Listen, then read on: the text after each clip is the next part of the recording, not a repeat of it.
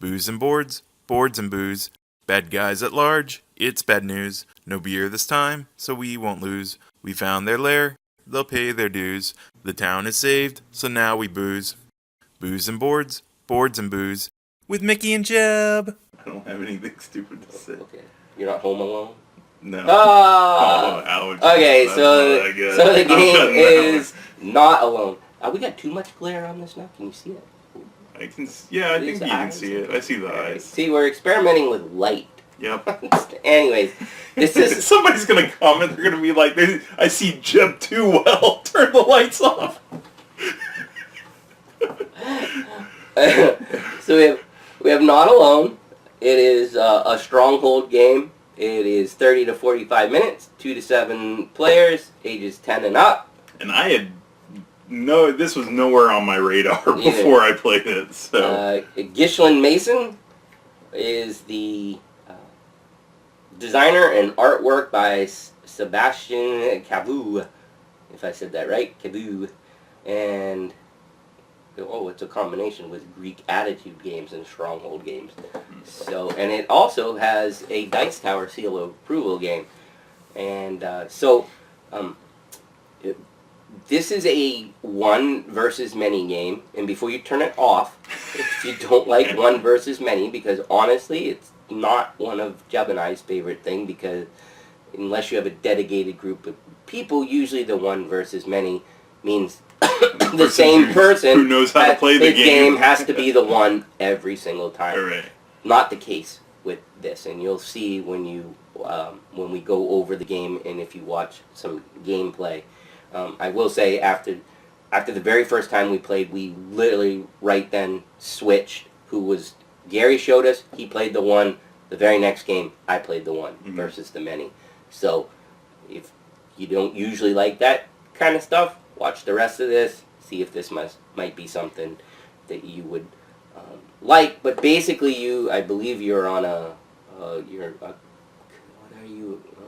I thought it was like a intergalactic crew that lands on a planet. you got shipwrecked, and there's like an alien or whatever on the planet or whatever trying to get you. Yeah, or the planet itself. I don't remember. I think it's more the aliens or whatever. The point is that it's a kind of like a hidden deduction type of game where you're gonna have a track. One side of the track is tracking the monster. The other side is tracking the players. Yep. And you're trying to reach. Each of you are trying to reach the goal first, and then whoever gets there first is the winner. Either all the players or the bad guy. So that's the premise of the game. So there's not a whole lot of components, but we're going to show you those in just a minute, and then we'll set up, gameplay, blah blah blah. It will be a 3-player game, 2 players versus me actually in this scenario. I just found it funny. Oh, it's funny. I found it funny. It's 2 to 7 players, so you can't play solo, not alone. I don't know why I do this. I really don't. No. Okay. Yeah. See, this is not. It's wow. Yep. I got nothing else. I'm sorry, people. And now there's going to be an awkward silence before we cut to the components. That's because I have nothing to say with your dumb jokes. This is in my head. I know! Alright, so we'll be back with components and how to play. And then after that 3-player game, like Mickey said. So if you just want to skip straight to that, go for it. Our feelings won't be hurt. And there's a review at the end. Alright, so... Actually, all the components for Not Alone are right here in front of you. Yep. So it's not a ton of things. The first thing is the board, which actually is double-sided, and there is a difference between them because this one has every other one of these has the A, but if you flip it, all the A's are bunched together at the end there. So. Yep. That there is a difference between the two. Right. And if you're wondering what side you're supposed to start on, that's up to the person that plays the alien. Yep. The rescue counter is the whatever color, and it will be used on that side. The assimilation counter is the purple one, and that'll be used on that side. If those don't work, make sense. It matches. Yeah. Right. Well, and it's also this represents the crew, and this represents alien. Right. Then for the red cubes are will counters, which will be used for the good guys, or the humans, or whatever. The yellow marker counter is for one of the particular locations you'll Yep. see in a minute. There are 3 different types of hunt tokens. There is the creature, the target, and the Artemia, which are easily distinguished by... Here's a creature, here's a target, here's an A. Yep. And then the last things to talk about are the cards. The greenback cards with like the creature eyes, those are the hunt cards. So these are abilities for the person that is playing the alien trying to assimilate the crew. The cards with like the radar on the back are the survival cards. And these are the abilities for the players to try to help them get the heck out of Dodge. Or kill it. I don't know how they... I think they're getting rescued, so yeah, you're trying to get away. And then the last cards are the place cards, which are different locations. Right. So there are numerous of each one because people are actually going to play with them. But during setup you'll understand, but they go from 1 to 10. Okay? And that's everything for components. So... Oh, he forgot the cheat sheet Oh, cards. wow. I'm going to edit that part out then. Oh! Wow, I tried to be helpful and Jeb No, cut me off. edit my mistake. Oh, I see. Alright. So, yeah, there you go. So we're going to get up into setup in 5, 4, 3, 2, 1, go. Alright. The first thing is to place... The player playing the creature puts the board in the center of the table on whichever side they choose. So we'll just leave it there. Yep. Alright. You're going to place the rescue counter and the assimilation counter on the figure that corresponds to the player count. Alright, so we will be playing a 3-player game. So right there's a 3. And right there's a 3. And everybody is trying to get to the star. Place 1 of each of the 10 place cards in front of the creature in 2 rows of each 5 cards in ascending order. That forms the planet.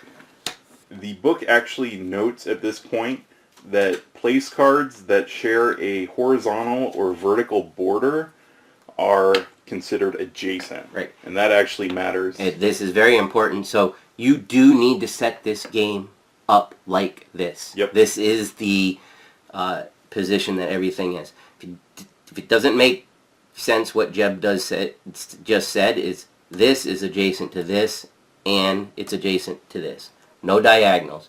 So this is adjacent to this and this and this. Yep. Make sense? That's how it works. Alright, next up you're going to place the beach counter, or the marker counter, next to the beach card. Which this is the river, this is the beach, because I can read. So above it, since the way that it's placed is probably the best, because I do recommend that you kind of keep these close because of the way to mark adjacent. You don't want to have the cards too wide apart, in my opinion. Right. You can do it however you want, just make sure you know what you're doing. Alright, next up you're going to form the reserve with the place cards numbered 6 through 10. So there's a table in the rule book that you need to follow to determine how many of these cards are going to be placed in each pile. So a 3-player game is going to be 2 cards. So we need 2 6s, 2 7s, 2 8s, 2 9s, 2 10s. So I'll put these down here. Alright, so as you can see there are 2 of each down there. Then you're going to shuffle the survival cards and place them face down near the hunted, but you can place them wherever. Yep, these just need to be within reach of the good guys, Yep. or the crew, or however you want to say that. And then you are going to shuffle the hunt cards and place them near the creature. Yep, whoever's playing the creature, put these right by you. Yeah, just set them in front of you. Just set them in front of you. You're going to be using them. Oh, I think the beach token got moved. I'm sorry. You're right, that was me. So we'll pretend the alien's sitting on this side. Next, the player who is the creature gets the 3 hunt tokens, and they get to draw 3 hunt cards.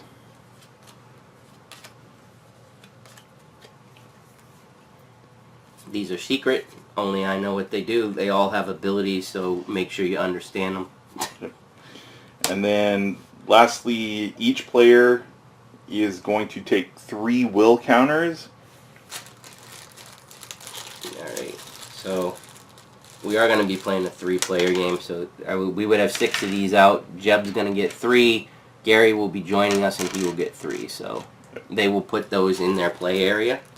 And then each player is going to get a set of 5 place cards numbered 1 through 5. Okay, so if you notice, 6 through 10 we placed down there, and now everybody's going to get starting cards of 1 through 5. And the ones that aren't used are removed from the game. Alright, so there's the hand that Jeb will start with, and Gary will start with the exact same hand. Right, and lastly, each of the players are going to draw 1 survival card. So here's the survival card. So again, those are secret. They're just like this, except for the survivors. yep, and now the game is ready to begin. And there are cheat sheets if you want to give it to, like, references, just so that you know how everything works. There's quite a few of them too. I can't remember if there's a... No, there's not. If you got a low count, though, people can probably have 2 so they can see both sides. But pretty much phases of the game and what the symbols do for the tokens on the cheat cards. Alright, so playing the game, each turn is going to consist of 4 phases: exploration, hunting, reckoning, and end of turn actions. So we will just go through each of those. So phase 1 is exploration. The players are going to simultaneously play 1 place card face down in front of them, and this is mandatory. Before actually playing a place card, the player may choose to either resist or give up. If you choose to resist, forfeit 1 or 2 will counters to take back 2 or 4 place cards from your discard, respectively. Yes. If you give up, the player regains all of the will counters and takes back all of their discarded cards. However, when you give up, it lets the creature assimilate the hunted faster. So each time the hunted gives up during this phase, immediately move the assimilation counter 1 space closer. Alright, so this is the assimilation counter. So all it's saying is this gets moved. So in this phase, before you play a card, you can spend a will counter, 1 or 2 will counters to get cards back from your discard, or you can give up, which will give you everything back, but it'll move the assimilation track, which is not good for the hunted, and then you play 1 card face down in front of you. Alright, then after everybody does that, it's phase 2, which is the hunting, and in this phase the creature may place the following tokens on place cards. So they have 3 in front of them. They always place the creature token. That always gets placed. And then the cards in their hands are what allows them to use the other 2 tokens. Right. And the board. Because yes. if I'm sitting on a spot with the A, I can play this token also. Just real quick, what the tokens do now they're at this point. Okay, so the tokens I can place. The creature token. What happens with the creature token? If the creature token is placed on a card that matches one of the cards that they secretly put down during their turn, they will lose one of these, and whatever the power of the card is ineffective, and I get to move the assimilation token up 1. If I have a card that you targeted, if the if the crew member is on that spot, what happens is whatever the effect of the targeted card says, here's an example of what one looks like. This card here has the target symbol, which means if I play it, I get to put this down, and then whatever the result of this card is would go off on that player. Then that player still gets to use the effect of the card they're on, or they can take back a discarded card that they've already used. So they actually still get an effect with, or potentially get an effect, because whatever this card is could turn off that ability too. The I forget what it's called. Artemia? The Artemia token, as we stated before, can be used when the crew member is on a spot with an A, or if one of these cards allows the creature to use it, and that one will again trigger off what the card you played does. whatever the card you played, and they have to discard one place card, and that means from their hand. So their options for their next turn get worse. And also the place's power may not be used where the Artemia token is. Right, place ineffective. Yep. Sorry, I didn't read that, but that's what it meant. The place that they're sitting on is ineffective. Hopefully that kind of made sense. I think we can throw out a couple examples and then watch a little bit of gameplay if it doesn't make sense, I would say, right? Yeah, so phase 2 was when the creature places the tokens. Phase 3, the reckoning, is what Mickey just talked about, is where the players are going to flip their cards and then see if there were the creature tokens on the places that they picked. Right. So let's do a quick example. Jeb, place a card. I was going to say, you didn't even say what happens if there is no counter. Okay. So when the players reveal their locations, Mickey talked about if there was the counter on it, but if there is no counter, the player just gets the effect of the location. And these all do something different. Like number 1 gets you cards back. This one, the first time you go on it, you get to place the counter on it. If you do it again, it moves the crew, the rescue counter or whatever it's called forward. This one, number 5, is how you start getting these cards from the bottom here, so then you can start hiding in different spots. So those are just an example. They all do something different. Yep. So you want to go over some examples? So yeah, let's just do a quick example. And honestly, the best way to see how some of this works is to watch a few minutes of gameplay. Right. But for example, all right. So the guys are going to. Also, both players, the cards that you have access to, tell you when they're available to play based on the phase. All right. So, quick example. Gary and I have chosen our locations. So, it is now Mickey's turn during the hunting phase to place the creature token, and if he has cards to play, he can do that.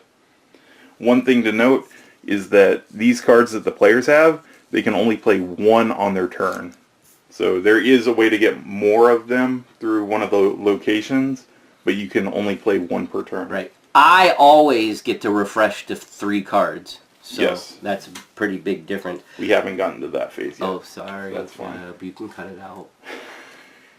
Alright, so they placed cards, and then I get to, I'm going to look at my cards and see what I can do. So we're in phase 2 for hunting. I am going to actually play one of my cards. All right. So I will play Scream, which is a targeted one. So I'm going to get to place the creature and the targeted. And it says, each hunted on the targeted space must discard 2 place cards or lose a will. Wow. That's pretty good. So I am going to think that Jeb wanted some cards in place 5. And perhaps he was hoping to get the beach marker working. So I'll put the targeted there. Okay, so that's the hunting phase. Literally the creature just takes a stab at where you guys are hiding. Yep. So the next phase is the reckoning phase. So all of the players are going to reveal the places that they went. Oh, Wow. look what Mickey did. And I actually just randomly shuffled and Did you really? Yeah. So you wouldn't try to second guess me Yeah. this time? All right, can they see those on the screen? Yes, they can. This Right. is the 5 and that's the 4, which, guess what? Mickey placed them there. So All right, so reveal place cards and then apply the effects. So reiterate. Oh, go ahead. the rules actually say you start with the player to the left of the creature and resolve them that way. So I don't know if they're... It could be.